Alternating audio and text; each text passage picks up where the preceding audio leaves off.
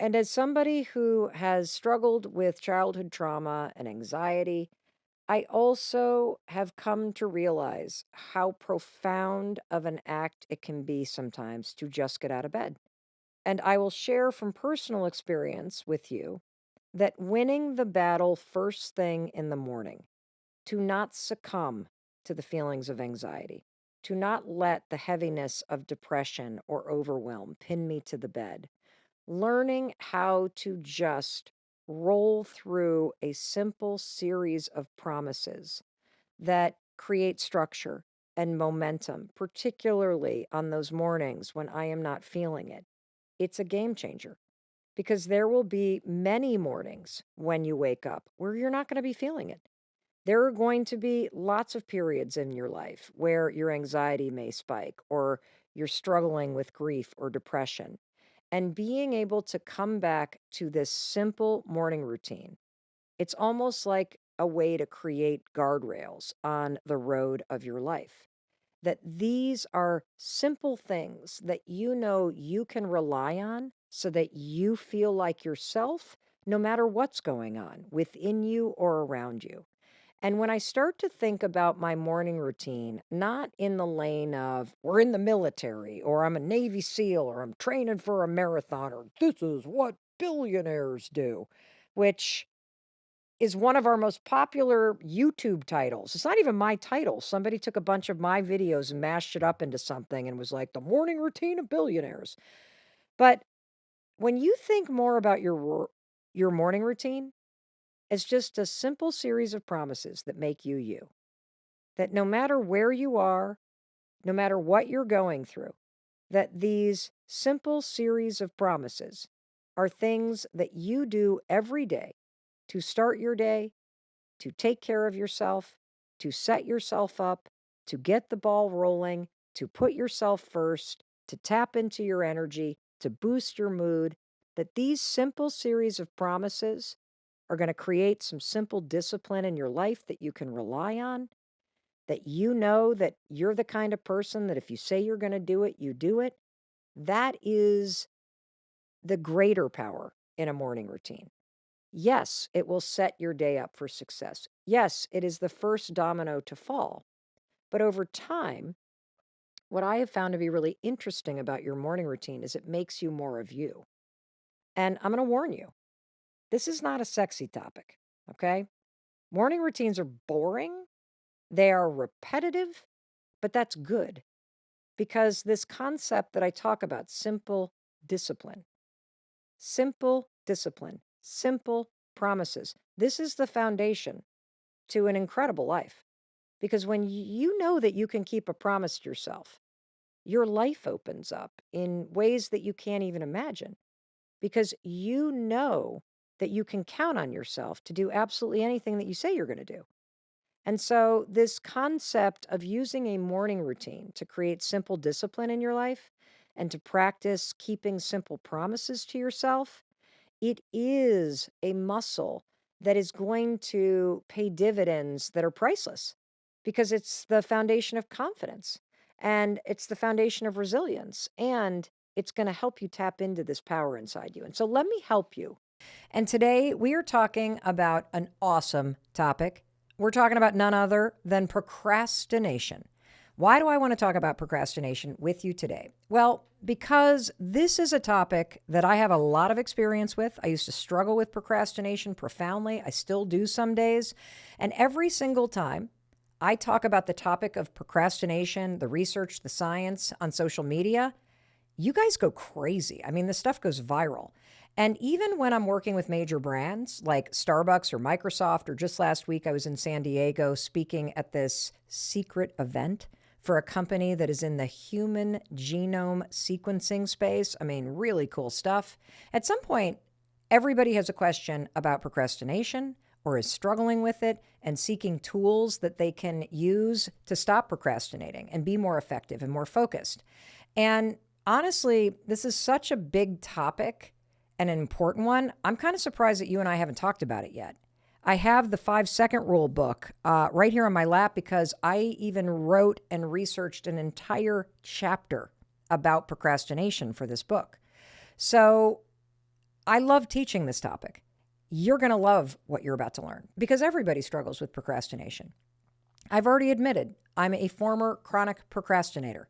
You've heard all about the all-nighters I've pulled in college. I want you to know you are not alone. And I want to say right up front, the reason why you struggle with procrastination is because you're thinking about procrastination wrong. I used to do the same thing. And so today, you're going to stop beating yourself up, and you and I are going to get to the root of what's truly going on when you struggle with procrastination. And by the end of the episode, instead of saying to yourself, why can't I just make myself do this? You're going to change the question because you're no longer going to think there's something wrong with you. Why can't I just get this done? You'll be asking yourself the questions that, based on research, these are the questions that you should be asking yourself when you're procrastinating, which is, how am I feeling right now? What is truly stressing me out? If you want to stop procrastinating, you have to understand it. You have to understand why you do it, and you have to understand the deeper issue that triggers you to procrastinate. And that's why we're not going to procrastinate on the topic any longer. You and I are talking about this sucker today. And I have this incredible question that I want to share with you from a listener named Viddy, and I'm going to play it for you in just a minute. But before I do, I want to give you 4 takeaways immediately because I want you to start changing how you think about procrastination immediately. So rule number 1, stop labeling yourself a procrastinator. You are not a procrastinator. You have a habit of procrastinating. Big difference. When you call yourself a procrastinator like I used to, it becomes part of your identity. And procrastination is not a personality trait. Procrastination is a broken pattern of behavior that you need to understand, and then you need to fix it and replace it with something better. And you may be the kind of person right now where procrastination is chronic in your life. That's okay.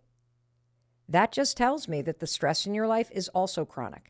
And so today, whether you're just kind of procrastinating on the little things or you're so stressed out because you constantly procrastinate on the big things, you are going to get simple tools to change this. And you're also going to take your power back. And that brings me to takeaway number 2. There are 2 kinds of procrastination.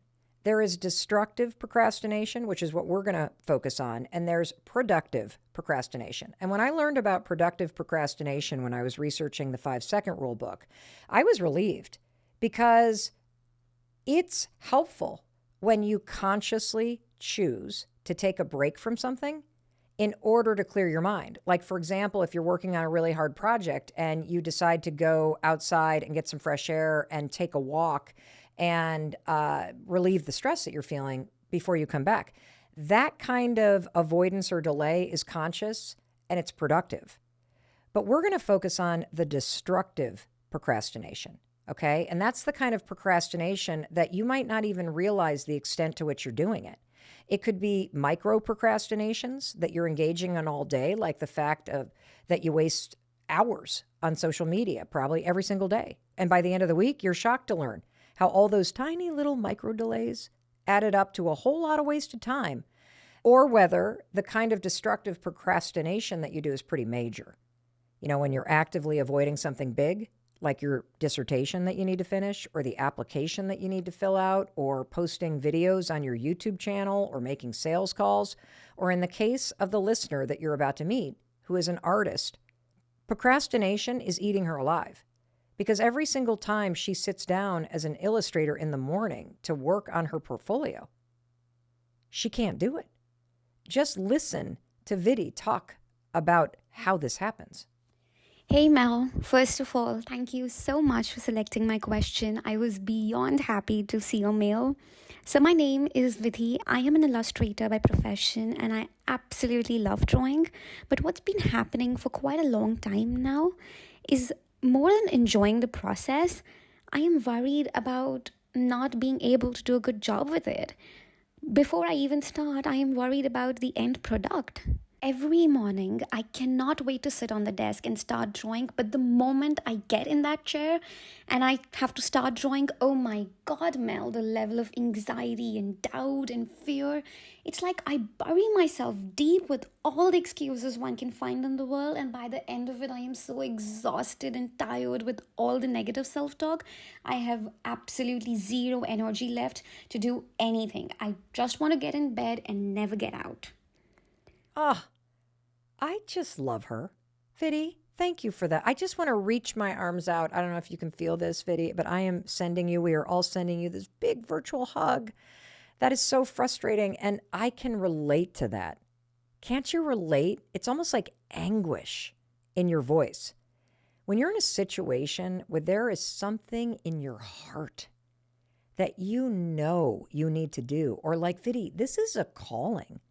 She's an artist, an illustrator. You can tell how deeply she cares about this, how much she wants to do this. And you may feel that way about the business that you're running or the program that you want to apply to. You know, I feel this way about something that I need to do. It's not a calling, it's something I need to do. And that is, I have got to book an appointment to go see a doctor about my hormones. And I was sitting there this morning. I've been thinking about this for a long time. And as I'm sitting here talking to you, my pants are so tight. I'm looking at this kind of hump in the center of my pants. And half the time, my zipper, I notice, is kind of dropping down about a third of the way. I call this hump my breadbasket. And I hate it. And I think about it every day. I think about it every day because when I pull on my pants and I have to zip my pants up, I have to like stick my rear end backwards and sort of suck in to get the zipper of my normal pants up over the breadbasket that I have developed. And, you know, I'm 54. I'm going through some hormonal changes. And what I'm realizing, and I'll unpack this as we talk about the research backed ways to deal with procrastination, is I'm really triggered by this. I'm really triggered by this because it's a reminder that I'm getting older. It makes me feel like I'm not in control of my health or my body. And the other thing that's adding a lot more stress to this topic, because, you know, let's face it, it sounds kind of stupid and simple. Mel, call the doctor. Like, how hard is that? Why are you procrastinating on that? Well, believe it or not, one of the major things based on research that you and I procrastinate on, making medical appointments, getting medical tests done. So, you know, on top of this, I keep thinking about the fact, and a lot of you know this, that I'm doing this mental discipline challenge for 75 days called 75 Hard, which I talked all about on that episode, 5 Essential Hacks I'm using to make habits stick. So I need to put this in context for you because the last 30 days, I haven't been drinking alcohol. I'm exercising twice a day. I am drinking more water than ever. I am healthier than ever. And I would think that I would feel really good in my body. And I know some of you look at me and you're like, Mel, come on, like you're my body goals. Like stop bitching about your body. But the truth is, this isn't about what I look like. This is what I feel like in my body. And I know it's confronting me because I'm getting older. And the shit that I've been doing my whole life to stay healthy and vibrant and feeling good in my body, it's not working. Clearly, it's not working because I'm getting that thickening in the middle. And as I talk to my girlfriends about this, you know what they say? They say, yeah, I went to my doctor too, Mel, and you know what they told me? Yeah, just stay active. You'll probably gain 5 to 10 pounds, and then it'll probably come off when you're 60. Talk about triggering. So I relate to this because it's something I'm thinking about. It's something that's on my mind. And I bet you've got something like that too. And so before we keep going, I want you to think of something in your life, something like Vidi's describing. Maybe you got to sit down every morning and you're trying to inch forward on some project and you just can't get yourself to do it. Or like me, you're procrastinating on making a medical appointment. Or maybe it's the sales calls. And I'm telling you this because I want you to not just listen. I want you to apply this in real time to what you're dealing with because there's a lot more going on when you're procrastinating than you realize. And that brings me to this question. And, I realize that by confessing this to you, you're probably thinking, how could you possibly be teaching me about procrastination if you are engaging in it, Mel, and you're confessing this to you? Well, I once heard somebody say that you're best equipped to help somebody that you used to be. And I used to be a chronic procrastinator. And I now know what you're about to learn. And so I can spot this stuff immediately. And it's also why I know that there's a whole lot more going on as to why I've avoided calling the doctor to date than just calling the doctor. I hate getting older. I hate feeling like I'm not in control. And we're going to unpack all of this, which brings me to the third takeaway about procrastination. And that is you can learn how to stop procrastinating. And I want to say this very loud and clear to Vidi and to you. You are capable of this. You don't lack willpower. You're not lazy. You're not stupid. There's nothing wrong with you. Can we be honest as friends? You can fill out the financial aid forms. You can train for a marathon. You can repair your marriage and get to therapy. You can get to the doctor. And you know what else you can do? You can stop beating yourself up about this, and you can stop making yourself wrong. Because right now, you're about to learn something. You're stuck in what researchers call a procrastination cycle. This is this vicious cycle because you don't understand procrastination. Neither did I. That's why my chronic procrastination spun out of control until I learned everything that I'm about to teach you. And that brings me to the fourth takeaway. Every single time you're procrastinating, it's being triggered by stress. See, that's the crazy thing about procrastination. It has nothing to do with what you need to do. Procrastination, defined in the dictionary, is avoiding or putting something off, delaying it. But when you look at the research, and we're going to dig into that in a minute, the way that researchers define procrastination is that you are avoiding stress. That's what you're avoiding. You're not avoiding the application. You're not avoiding the illustration. You blow off things that take brain power because you are trying to avoid stress. Procrastination is the attempt to feel better in this moment. And strangely, what you're about to learn is that when I walk you through this 3-step research-backed technique that you're going to use every single time that you catch yourself procrastinating, is that procrastination is triggered by stress. That's what it's about.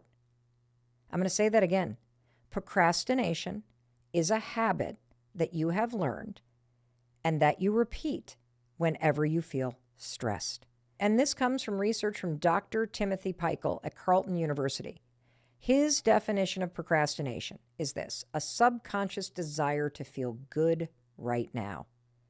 And he shares that procrastination, it's just all about stress.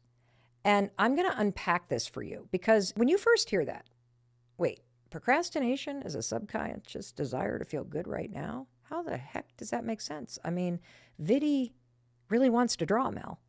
So wouldn't it make sense that she'd feel good if she were drawing? Sort of. Sort of.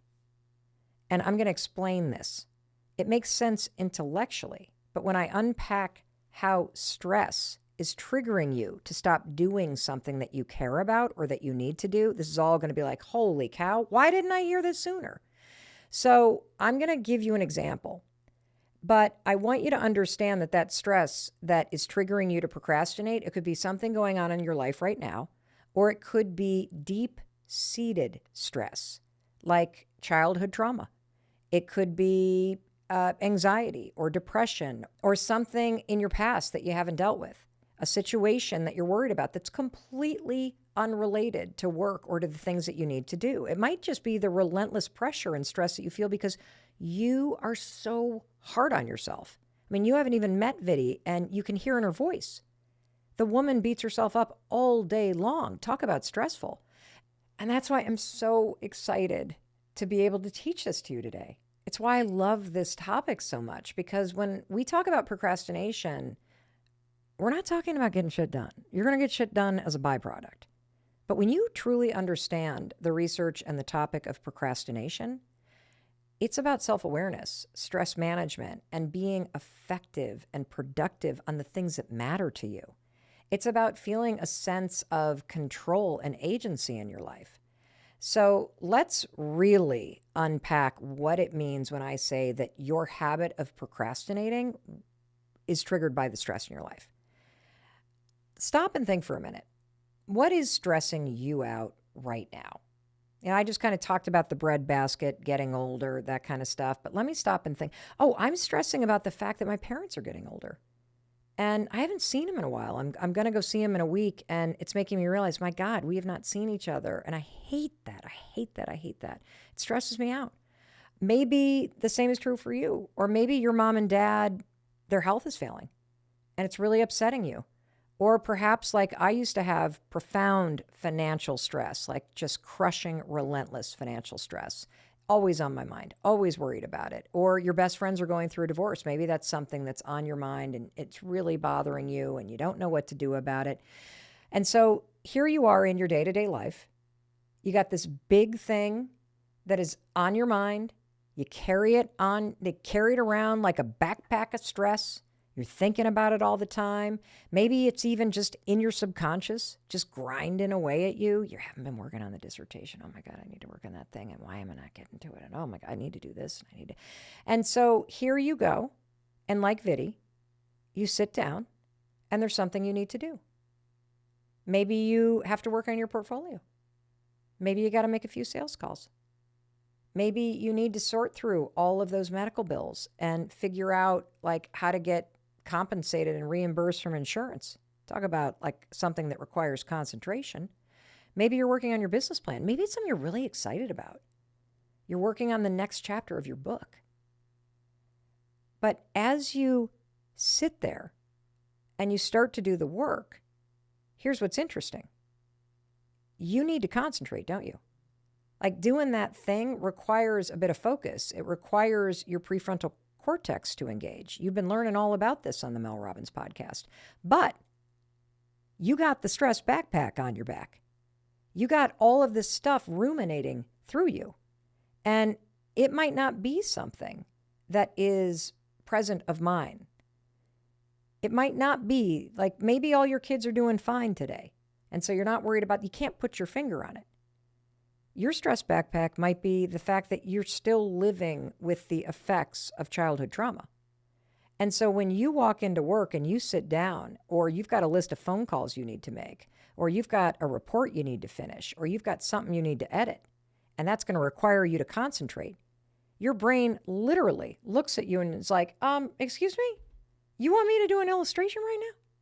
You want me to make a phone call to a stranger and try to sell them some of this stuff right now?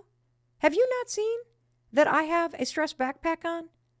You want me to focus on 15 phone calls when I've been worried about how I'm going to pay my bills all day and what mom's going to do? Can we just look at some cat videos or some memes or some TikTok dance trends? I mean, I need a break.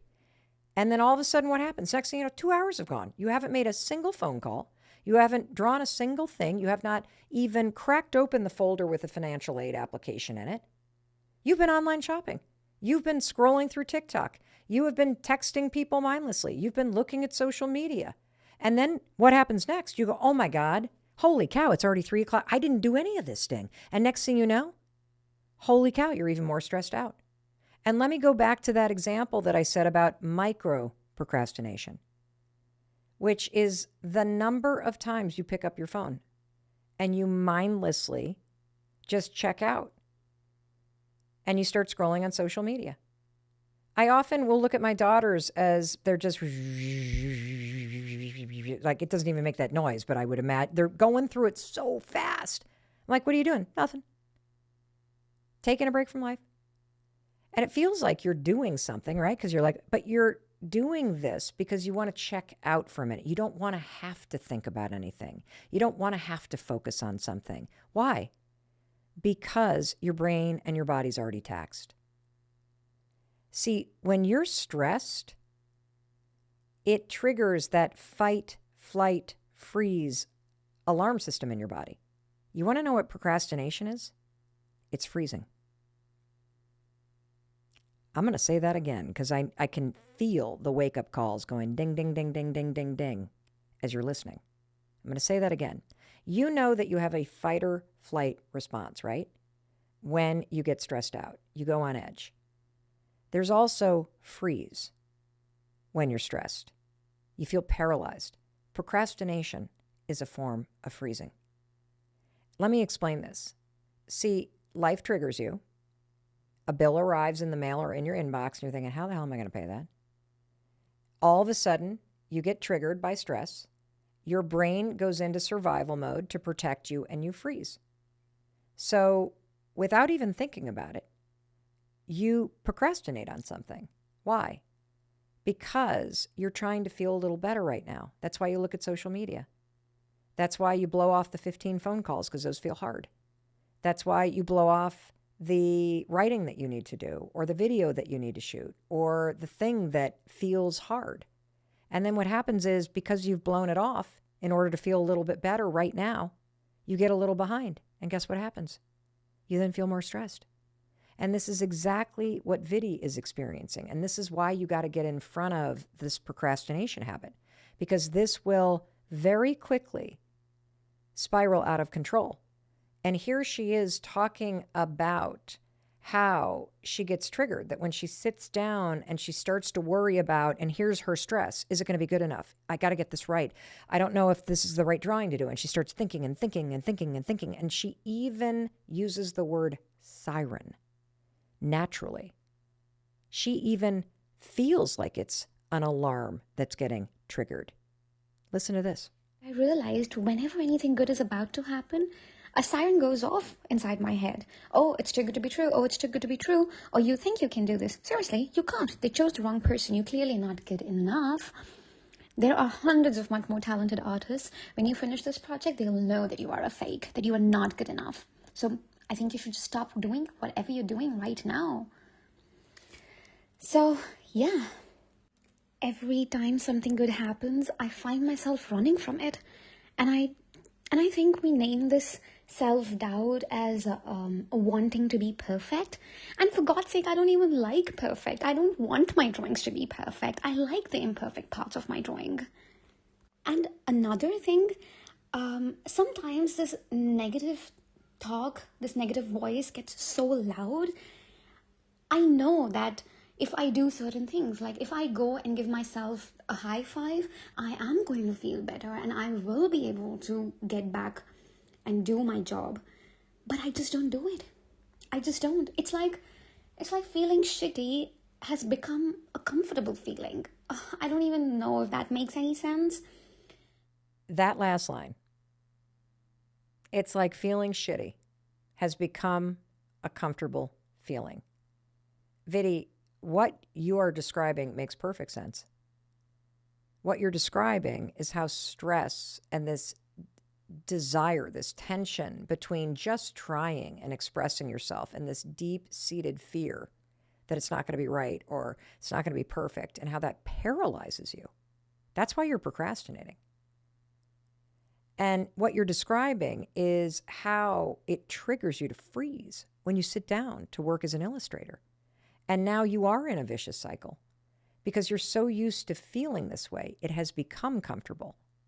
And I want to make a really clear distinction, everyone, that the word comfortable doesn't mean you like it.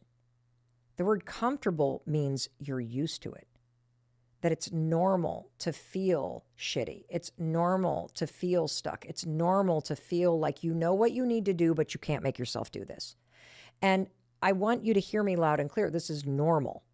This is a normal experience to have, and you can do something about it. And if you relate to Vidhi like I do, good, because then you're seeing it. You're seeing that you're trapped in this cycle, and seeing it is really the first step, and you going, okay, good, because I'm going to break the cycle. I'm going to replace it with something else. If you're still trying to spot yourself in this vicious procrastination loop, let me give you another more relatable example that I've been hinting at several times.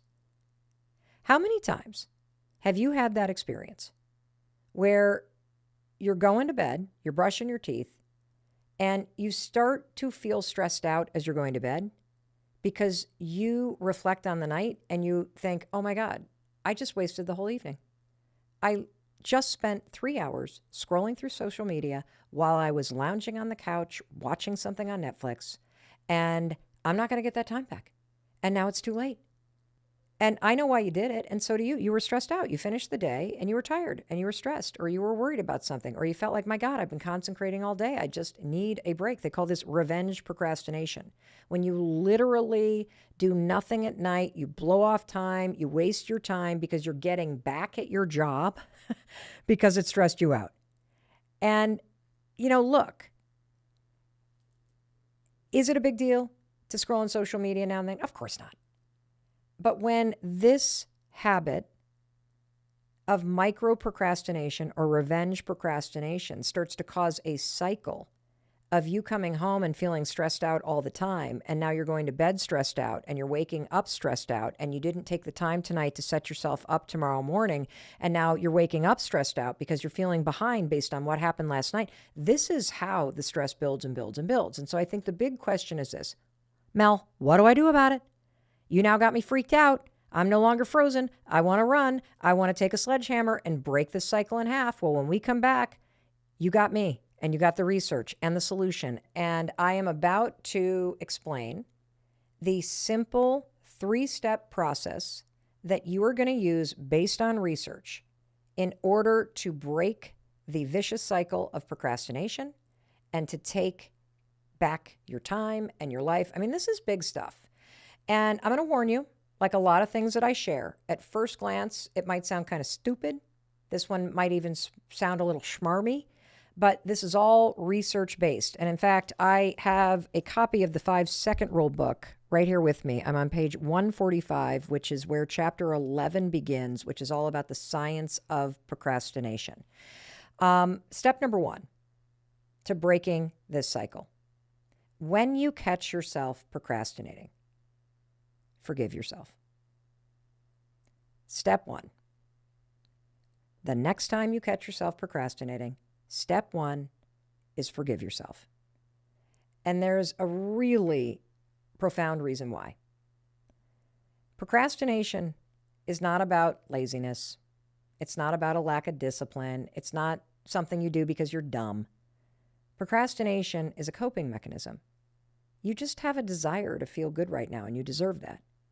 You have a desire to lessen the stress in your life, and you deserve to lessen the stress in your life. I get it. And this first step, to forgive yourself, this comes from research from Dr. Peichel. By the way, he has been studying procrastination for 2 decades. I mean, just imagine that. Studying procrastination for 2 decades. That is a dedicated person right there, and we thank you for your service to all of us. His research found that people who forgive themselves are less likely to procrastinate again. In fact, there was a study that he did. I want to turn to the page. I got the book right here. He co-authored a paper about how students who forgave themselves for procrastinating were less likely to procrastinate on their next test. It sounds silly, but part of the problem that psychologists have uncovered is that when you're somebody that procrastinates, you're really hard on yourselves to begin with. In fact, being hard on yourself is one of the major causes of why you're so damn stressed.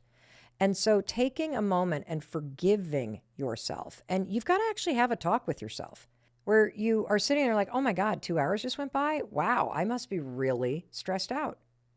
I forgive myself for just blowing off 2 hours on social media. And you know what? I can spend the next hour setting my day up tomorrow for success. Or maybe you see all your bills and you realize you haven't opened those suckers in 2 months. Just go, wow, I haven't opened my bills in 2 months? I must be really nervous about this. I forgive myself for not doing that. And you know what I'm going to do?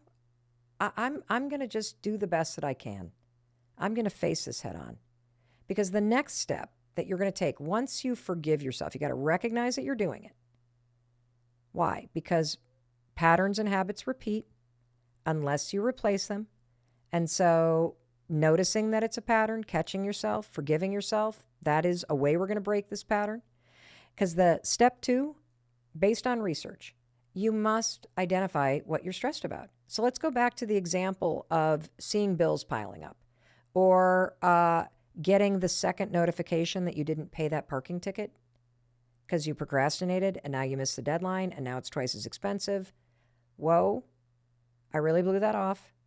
I forgive myself. What am I stressed about? I'm really stressed about senior year of college ending. I'm really stressed about this presentation that's coming up. I'm really stressed that I'm behind on my sales quota. I'm really stressed that my spouse and I haven't really talked for the last couple days, and they're really mad at me. I'm really stressed about getting these test results back from my dad. I'm worried about him. When you identify what you're actually stressed about, it loosens its grip on you. It comes out of hiding. And see, I think that stress backpack is an important analogy or metaphor that you can visualize. It's behind you. So you're not like thinking about it. When you identify what it is, you bring it right in front of your face. And because you're now identifying the source of the stress, it loosens its grip. And now what you're going to do is you're going to ask yourself, well, what would the future me want to do right now? Vidi, the artist in you that has already finished her portfolio, what does she want you to do right now? You've forgiven yourself. You've acknowledged what's stressing you out, which is the relentless pursuit of perfection. What does the future you want you to do? Or Mel, you're zipping up your pants and that bread basket is in there and, you forgive yourself for blowing this off for so long and you acknowledge the stress that you feel because you are getting older and this makes you feel like you're not in control of what's going on. What would the future Mel that had gone to see the doctor and has got this in place, what would she want you to do right now? And so that's what you're going to ask yourself. What does the future you want you to do right now? And it might just be the future you being the person that's waking up tomorrow morning. If you're sitting on the couch, 2 glasses of wine in, and you realize you've procrastinated for the last 5 hours, and you've acknowledged it, you've forgiven yourself for doing it, you've acknowledged the stress that you feel because, you are in a fight with a friend or a boyfriend or whatever. What is the you that's going to wake up tomorrow morning want you to do right now? I'll tell you what that you wants you to do. They want you to get off the couch. They want you to pack lunch for tomorrow. They want you to brush your teeth and turn off the TV and the phone and read 10 pages of nonfiction and get a good night's sleep. That's what the future you wants you to do. The future you does not want you to slip back into that vicious cycle and spend another 3 hours watching cat videos and memes and TikTok videos, which we both know is exactly what you would do if you didn't break the cycle by forgiving yourself for doing it for 3 hours, acknowledging what you're stressed about, and then deciding what the future you wants you to do instead. And then finally, use the 5-second rule. Why? This is not just listening time, people. This is doing time. We always say that about the Mel Robbins podcast.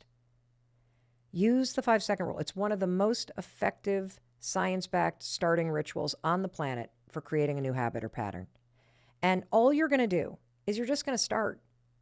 Because after you've forgiven yourself and you've validated what's stressing you out, and you've tapped into the future you who is kicking ass and taking names and needs you right now, I just want you to start for 1 minute. So Vidi, when you sit down tomorrow morning and that self-doubt is there and that procrastination kicks in, no problem. Use the steps.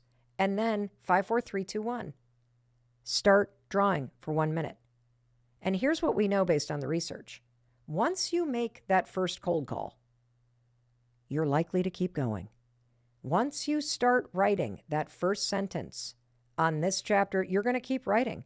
Once you hit record on the video, you're going to keep going. Once you fill out the first name, last name line on the application you need to fill out, you're going to keep going. Once you pull up your resume template and you start writing, you're going to keep going. Because the problem isn't your ability to do what you need to do. The problem is you've been trapped in this stress and trauma and nervous system triggered vicious procrastination cycle. And look, I know this sounds like, really? Oh my God. Mel, come on. I was listening to this because I want to be more productive. I want to make more money. I want to get more shit done. I want to have more life balance. Now you're telling me productivity. It's about forgiving myself. It's about calling forth the future me. Why would I want to try that? Well, let's hear a word from our sponsors. And when we come back, I will tell you why. YouTube, you enjoying this? Great. We make these videos for you. You're watching the Mel Robbins podcast.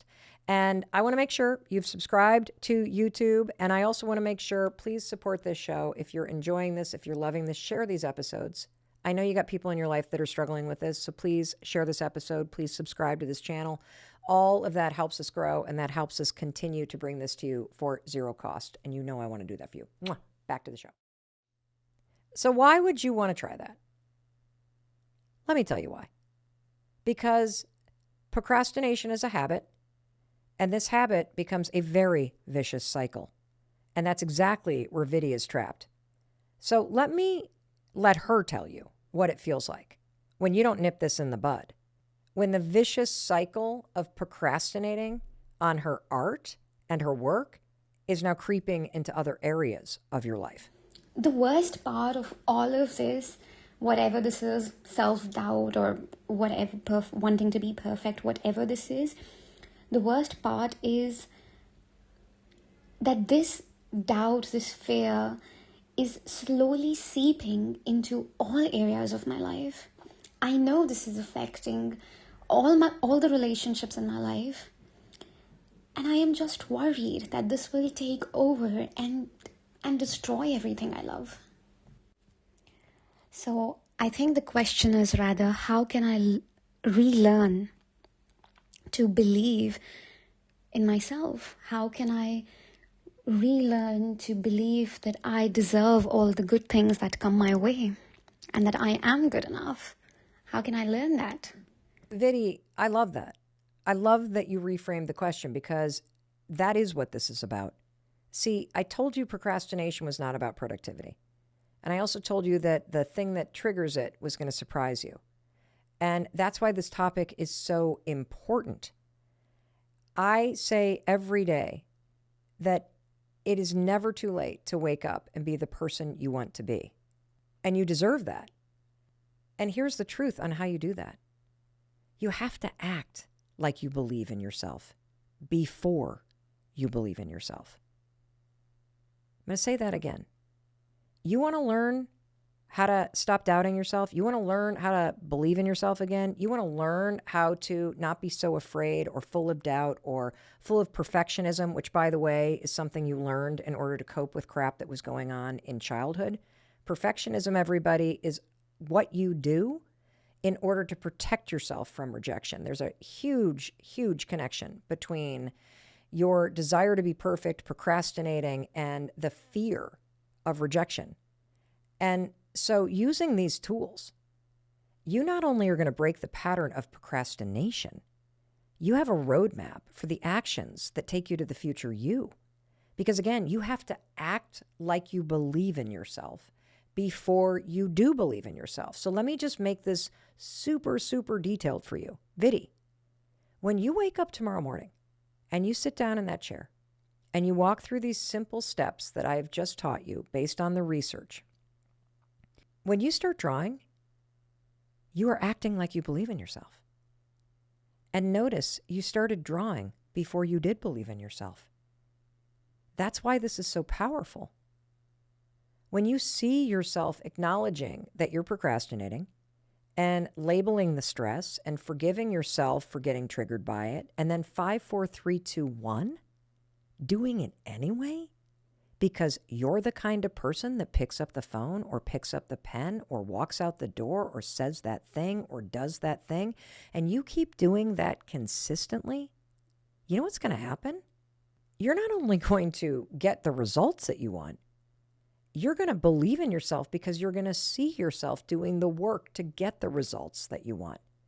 It begins with the action. And that's why I say the Mel Robbins podcast is not a listening podcast. It's a doing podcast. It's in the doing that you become someone new. You cannot wait to feel ready. You cannot wait to feel motivated. You cannot wait for procrastination to disappear. It doesn't work that way. You got to act before you feel ready. You got to act like you believe before you do. And that's why this topic is so important. It's why I believe this will be probably one of our most shared episodes, because everybody struggles with this. Whether you have kids in college or high school, share this episode with them. If there's somebody that you wish would change, this episode will be very eye-opening. If you have somebody in your life, maybe it's you, or maybe it's somebody that you care deeply about that has huge potential, and you're like, why won't they just start doing that thing? Why are they not writing their music? Why are they not starting their channel? Why are they not applying to nursing school? Why don't they believe in themselves? Why don't they just do that thing? I'll tell you why. They're stuck in a vicious cycle. And now you understand it. So send this episode to them so they can understand it too. This next one is super interesting, and it is about willpower. Hmm. So a big study from UPenn in Michigan looked at 20,000 high schoolers as they studied for and took the SAT exam. Okay. What they found, taking into account socioeconomic status, all of their prior achievements throughout high school even, what matters the most for their study plan and their scores is if they didn't rely on willpower and set themselves up with strategies to better be able to study.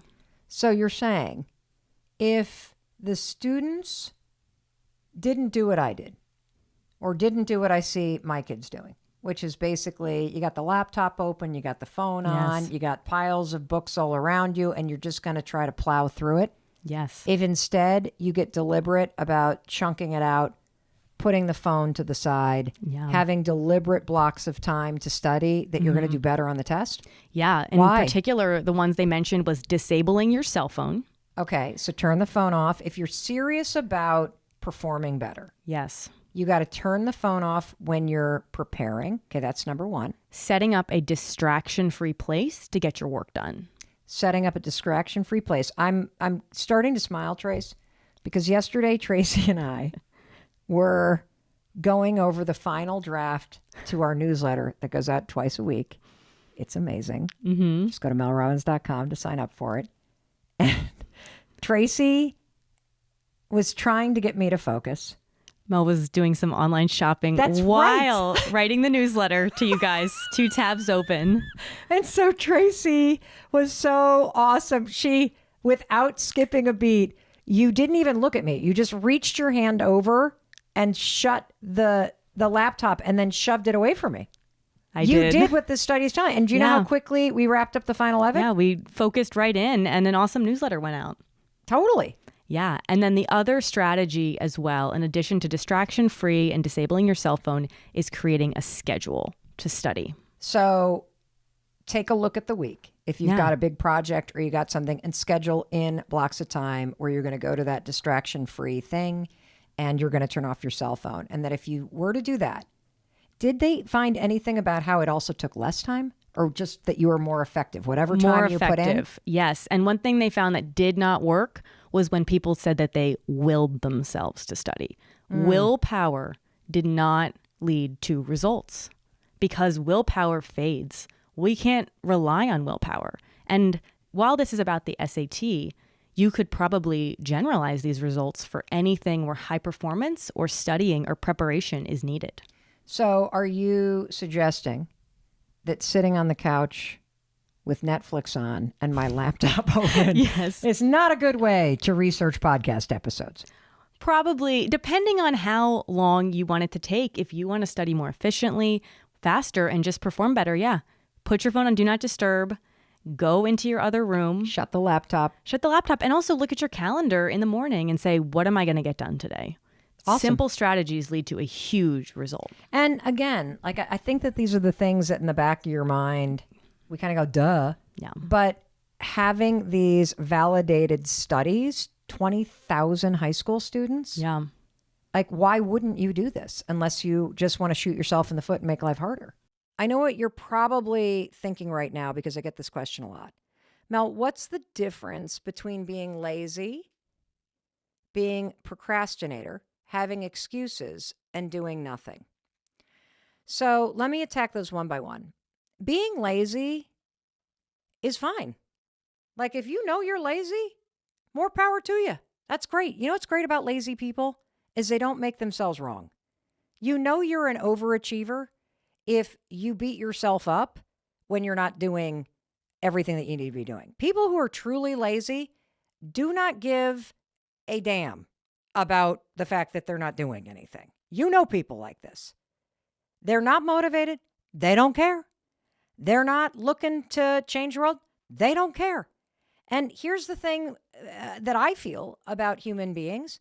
If it works for you, do it because it's your life.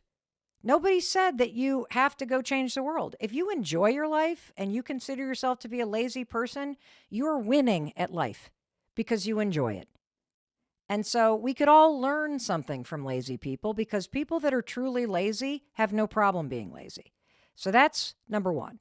Number two, procrastination. Procrastination is a habit that is triggered by stress. Let's say that again. Procrastination is a habit of avoiding what you need to do because you're stressed out. And there's a lot of research around this. So I'll explain it very, very quickly and we'll do a much bigger episode around it. But when you are procrastinating, it's typically because you need to do something that requires brain power. And when you're stressed out because mom is sick or you got to pick up the kids at school or you have a big assignment at work, when you're stressed, the idea of having to tap into more brain power and more energy to focus on something else, that's the last thing your brain wants to do.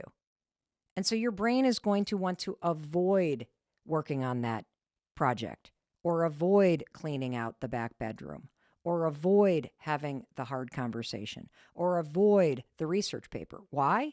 Because it's going to require you to focus and tap into brain power, and you're already so stressed because of everything else that avoiding those things when you're stressed becomes a habit. That's all that procrastination is. And there's a simple way to break the habit of procrastinating. Research shows that if you simply force yourself to start the project, like literally walk into the back bedroom that needs cleaning and start cleaning. If you simply force yourself to start, and obviously the 5-second rule, counting backwards, 5, 4, 3, 2, 1, best place to start, 80% of the time you'll keep going. So procrastination is a habit, okay, that's triggered by stress. The only solution is just start.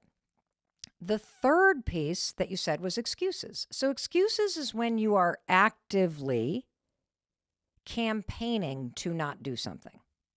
That's what an excuse is. It's when you are convincing yourself not to do something, okay? Do you notice that all three things that I just explained, being lazy, procrastinating, and excuses, those are things that are very busy. When I'm asking you to do nothing, I'm asking you to be hyper intentional about unplugging for a second.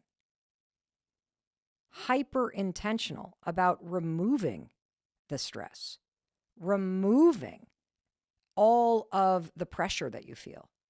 I'm asking you to do something really positive for your mental health, for your stamina, for your energy, for your resilience, for your presence. That's what doing nothing is. It's not being lazy.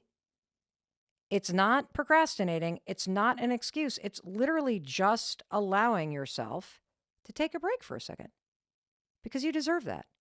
Okay, I know what you're probably thinking as you digest this whole story. How the hell does something so simple work, Mel? I mean, come on, for real? 5, 4, 3, 2, 1? Well, let me get you into action, okay? Because when you try this thing, you're going to experience the change yourself. One of the reasons why this is so powerful is because your brain has one job, and that is to keep you alive, which means your brain will resist any kind of new change you want to make. And the thing I'm going to have you do is going to make you feel this resistance. And it's important for you to realize that this is part of your wiring.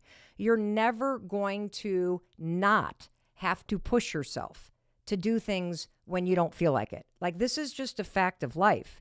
In fact, one of the hardest things for us all to do is to start something new. And there's a scientific reason why. The reason why is because pushing yourself to do something, whether it's pushing yourself to get to the gym or pushing yourself to change a habit or pushing yourself to stay sober or pushing yourself to speak up more or pushing yourself to express your boundaries, right? Or make the cold calls that are going to make you more money. All of that requires you to go from doing one thing, like scrolling on your phone or sitting on the couch, to doing something different. You have to summon something called activation energy. You have to activate the movement inside of you. One of the coolest things about why the 5-second rule works is the counting itself is an action. So it's almost like the little Trojan horse. So you're sitting there on the couch. You know you need to go for a run, but it's raining and it's cold and you don't feel like it. You blew it off this morning. You've already made yourself wrong. It's now 3 o'clock in the afternoon. You can think of a million things that you would rather do than going for a run. You now know the secret. The secret is motivation is garbage. No one's coming to push your ass off that couch. This is up to you.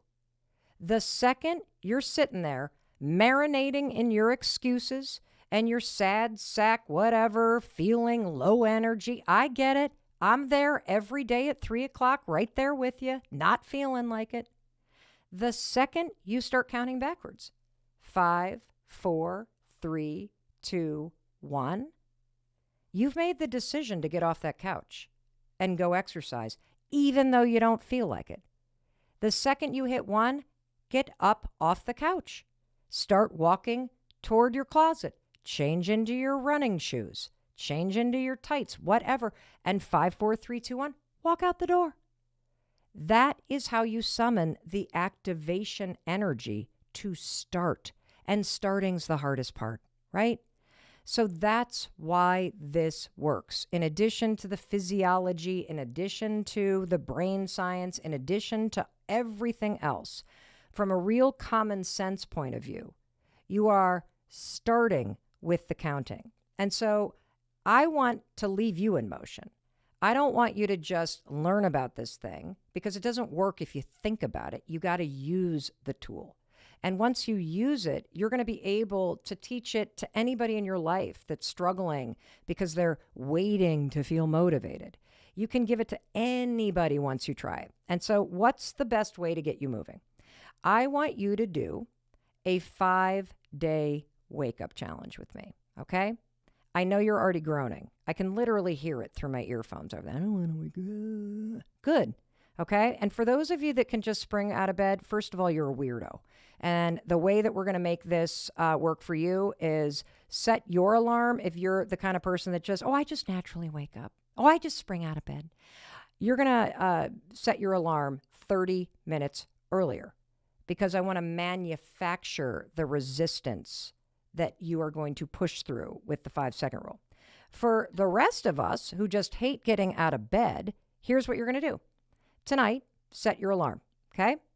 Tomorrow morning, when the alarm goes off, you're immediately going to feel yourself thinking about getting out of bed. You're immediately going to want to stay in bed. We all do. I mean, who wants to get out of bed? It's cozy, it's warm, it's yummy in there, especially if you're sleeping with your loved one or your fur babies, okay? I get it. That is me every single morning.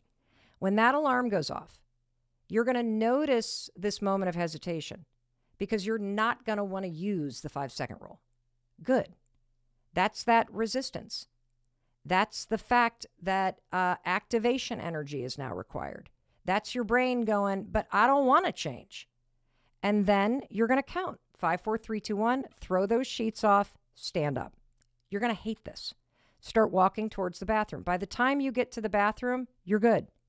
So that's what you're going to do for 5 mornings in a row.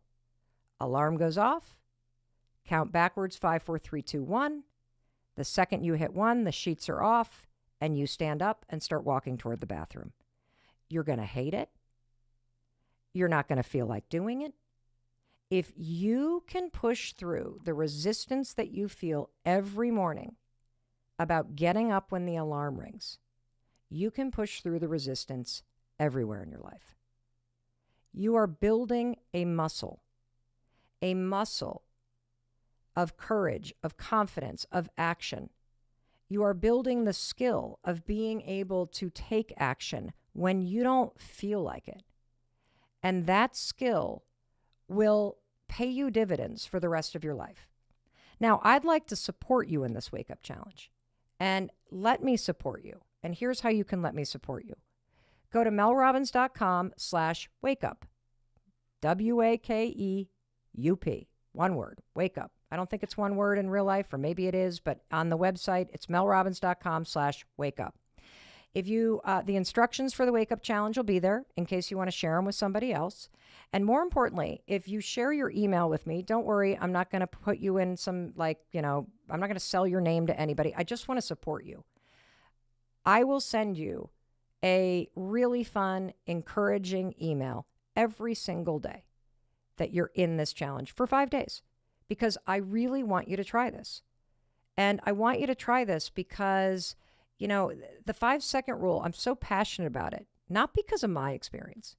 I'm passionate about it because of the experience of millions of people around the world who have used the 5-second rule first to get out of bed and then to go on to make amazing, courageous, incredible changes in their life.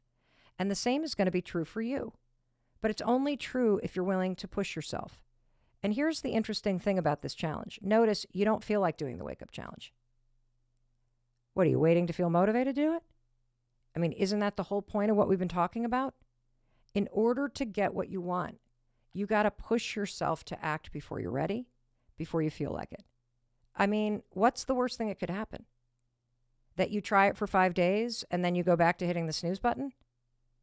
I think something incredible will happen when you place a bet on yourself, when you allow me to support you by sending you these emails. I believe that if you were to practice pushing through the resistance 5 mornings in a row, and it sounds simple, it is not easy. I think you would be surprised by how good you feel about yourself and the ripple effect that it creates in your life. That's what I believe is going to happen, and I can't wait to support you in it. You are one decision away from a different life, a better life. And yes, it's not going to change overnight. It changes through those decisions that you're making that add up over time. I hope you find the courage to make the decision that's going to change your life today. I'm asking you to 54321, sign up for that Wake Up Challenge.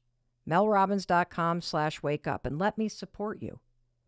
When you start making courageous decisions, when you start pushing yourself forward, when you start going for bigger things, when you stop thinking and you start doing, are you going to fail?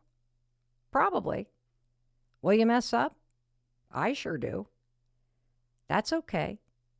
I want you to just keep waking up every single morning, 54321, and show up for yourself again.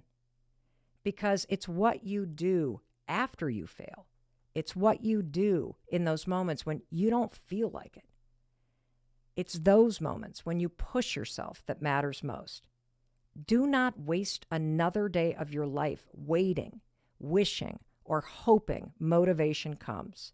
All the things you desire are right in front of you. They're waiting for you to push through all of that resistance and self-doubt and walk toward what you want. No matter how old you are or what's happened in your life, you can achieve the life you want. I'm sorry, you don't have to believe it. I've got enough confidence in this fact to believe for you until you catch up. I have way too much evidence, having seen the lives of millions of people change through these small decisions, to know that yes, you can change your life too. You have dreams to fulfill. You've got a world to change. You've got a life to live. So I want you to get your butt out there and 54321, go do it. I will see you in the Wake Up Challenge. I will see you in the next episode. And I am so excited to be kicking off this whole new chapter of my life with you. Thank you for being here. And more importantly, thank you for trying this, because thinking about this tool is not going to change your life. Motivation is garbage. No one's coming, but you got everything inside you that you need. So 54321, go do it. Hey, it's Mel. Thank you so much for checking this video out. And if you like this one, I have a feeling you're going to like this one too. I'll see you there.